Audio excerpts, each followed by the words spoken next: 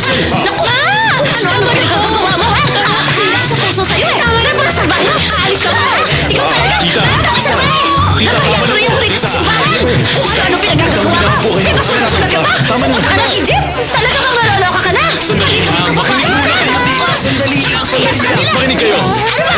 Ethan, Sandali lang! Ha? kung ayaw mo masaktan, huwag kang makialam sa amin! Bumabay ka sa akin! Sandali lang! Sandali! Kasalanan ko po ang lahat. Ako po may kasalanan. Ako na lang po ang saktan ninyo. Ha? Ano bang sinasabi mo? Bakit ikaw ang may kasalanan? Sinasabi mo ba na balak niyo magtalang dalawa? Ganon? Hindi ah. Ang ibig mo sabihin? Nabuntis mo ang anak ko? Ha? Hindi po, ma!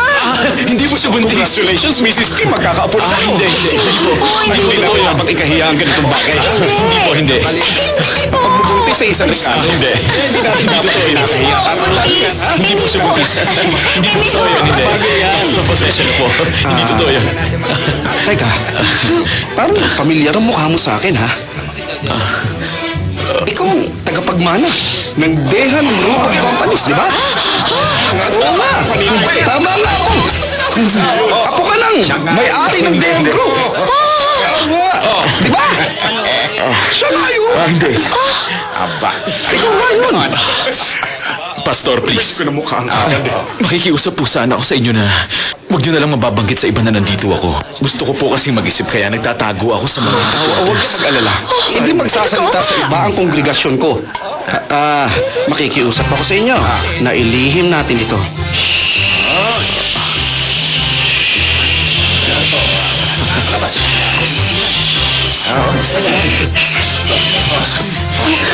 Ayaw.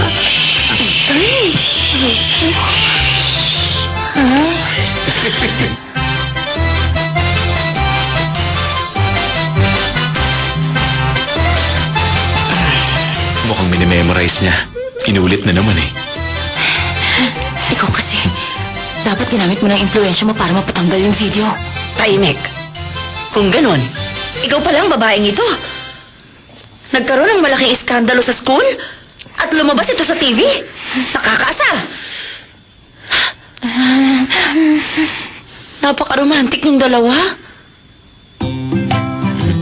Pinangarap ko noon na may lalaking gumawa sa akin ng ganito noon. Nakakaingit ka, anak. Maswerte ka. Anong pakiramdam mo? Kinilig ka ba? Bumilis ba ang tibok ng puso mo? Ma, hindi ka ba nagalit sa ginawa ko? Kung inamin mo agad sa akin ang totoo, hindi naman ako magagalit eh. Ang akala ko kasi lalayasan mo na ako. Mag-honeymoon lang pala kayo. Ano pong honeymoon? Hindi naman po kami kasal eh. Parang gano'n na rin yun dahil namamadali kayo magtanan. Hay nako, ginawa ko rin naman yan noon. Pero hindi ko inisip na gagawin rin yun ng anak ko. Mama, itinanan ka lang ba ni Papa? Habang pinipigilan ng magulang, lalong nagre-rebelde ang anak. Strict ang parents ko noon, kaya nagtanong kami. Alam mo ma, hindi mo kasi ako naiintindihan eh. Ang totoo, ang hirap kasi ipaliwanag. Sige, isipin mo na lang na para akong nanalo sa loto ng... Loto ng pag-ibig, parang ganon. Tama, di ba? Kung ikaw ang mapapangasawa, kahit sino parang nanalo ng loto ng pag-ibig. Tama. Sira ka na ba ng ulo? Malalaman din naman ng mama mo ang totoo, di ba? Kaya aminin na natin. Ano? Aminin? Kasi, tita, ang totoo, tutol ang aking pamilya sa relasyon namin ng anak nyo. Gusto nilang paglayuin kaming dalawa. Nung malaman ng lolo ko ang tungkol sa amin ni Lizelle, napaluhod siya at umiyak. Ginawa niya yun talaga? Opo. Kaya nga naisipan namin ni Lizelle na umalis na lang. Magtatanan kami. Yun lang ang paraan para magkasama kami. Pero ngayong alam niyo na ang totoong sitwasyon namin, tita. Humihingi ako ng permiso. Pero kung talaga nagmamahalan kayo, wala akong karapatang hadlangan ng pag-iibigan ninyo. Grabe. Talaga, maraming salamat. Mama, huwag ka maniwala. Alam mo, tita, ang totoo, Wag. masayang-masaya po kami. Maraming salamat po sa inyo. totoo. Lizelle, alam mo, napakabait talaga ng mama mo. Ngayon, wala na tayong poproblemahin pa. Maraming salamat po. Ang importante, masaya kayong dalawa. Pero bago sana kayo pumunta ng Egypt, Magpapakasal kayo, di ba? Ha? Magpakasal na kami ngayon?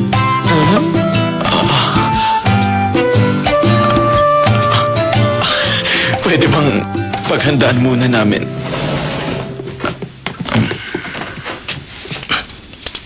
Sir, kailangan nyo na umuwi. Bakit?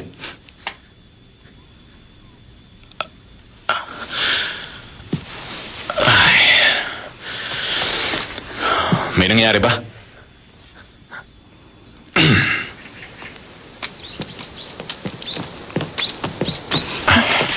Ibig sabihin, iiwan mo na ako mag-isa dito? Gusto mo sumama? Yun ang gusto mo mangyari? Tita, pupunta ako ng Seoul para ayusin ang lahat pero babalik ako dito. Pwede bang bantayan niyo si Lizelle para sa akin? Hay nako. Huwag kang mag-alala, future son-in-law. Ako nang bahala sa kanya habang wala ka. Future son-in-law. Kailan ka babalik dito? Basta babalikan kita. Gaano nga katagal ako maghihintay sa'yo? Ay, ang cute mo talaga. Bakit? Ha? Mamimiss mo ba ako ng gusto?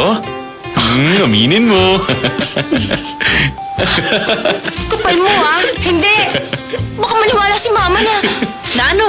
Na mamimiss mo siya? Normal lang yan sa mag-boyfriend. Alam mo, na-inlove din naman ako noon, kaya alam ko hahanap-hanapin mo siya.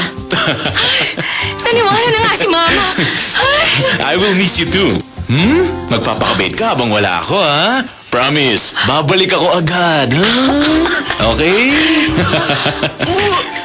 Tita, kailangan ko na pong Oo, umalis. sige, mag-iingat kayo, ha? Opo. Tatawag ako mamaya. Halika na. Yes, sir. Lolo, paano mo naisip na ibigay ang kayamanan natin sa taong hindi mo namang kilala? Hindi mo yun pera! Ako lang ang may karapatang magpasya kung ano ang gagawin. Itinakwil niyo ba ang aking ama? Dahil ayaw niyang sumunod sa inyo? Nagawa mong sirain ang buhay ng anak mo para lang maibalik mo ang Imperial family na matagal nang naglaho. Lumayas ka! Hindi kita mapapakasalan dahil wala na akong maibibigay pa na magandang buhay sa'yo. Isa yun sa mga dahilan kung bakit ako nagkakaganito. Malaking gulo na naman to dahil matigas ang ulo mo. Di ba sabi ko sa'yo huwag kang aalis ng bahay? Bakit umalis ka? Hindi lang ako sigurado kung ano ka ba talaga sa kanya. Fiancé o kidnapper? Wala namang eroplano naghihintay sa inyo papuntang Egypt, di ba? Hindi nyo kailangang umalis ngayon ng marami pang reporters sa labas. Pati siya sinulatan mo rin. Anong sinabi mo sa kanya? Oo, hindi ko pwedeng sabihin. Huwag mo na itanong. Pinadalhan niya ako ng love letter. Nababaliw ka na ba talaga? Ang lakas ng loob mo! Nakidapit ang prinsesa! Sinasabi ko na sa inyo na gagawin ko ang lahat na makakaya ko. Hindi ako papayag na ipamigay niyong mamanahin ko. 다시 못할